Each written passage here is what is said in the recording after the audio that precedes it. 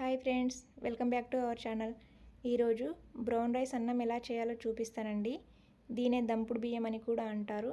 ఇది ఎంతో healthy food. దీని షుగర్ పేషెంట్స్ ప్రతిరోజు ఒక పూట తినడం వలన షుగర్ పూర్తిగా కంట్రోల్ అవుతుంది.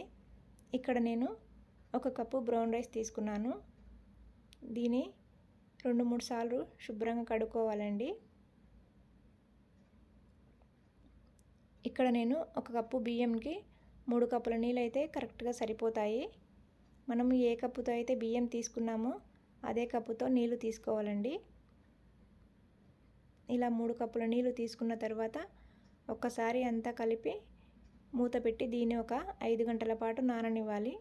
ఈ బియ్యం ఎంత ఎక్కువసేపు నానితే అన్నం అంత బాగా అవుతుంది. ఇలా 5 గంటల తర్వాత బియ్యం చక్కగా నానాయి కదా. ఇప్పుడు దీన్ని ఒకసారి కలిపి స్టవ్ ఆన్ చేసి స్టవ్ పై పెట్టుకోవాలి.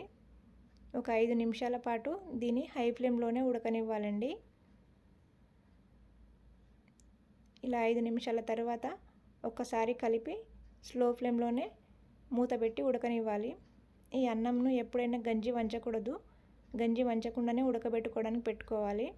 గంజి వంచడం వలన ఈ అన్నంలో ఉన్న పోషకాలు గంజిలోనే పోతాయండి. అప్పుడు మనం అన్నం వండుకొని కూడా వేస్ట్ అవుతుంది. చూశారు కదా, నేను తీసుకున్న 1 కప్పు బియ్యంకి 3 కప్పుల నీళ్ళు కరెక్ట్గా సరిపోయాయి. అన్నం అంతా చక్కగా ఉడికింది. ఇప్పుడు దీన్ని ఒక ప్లేట్లోకి తీసుకోవాలి.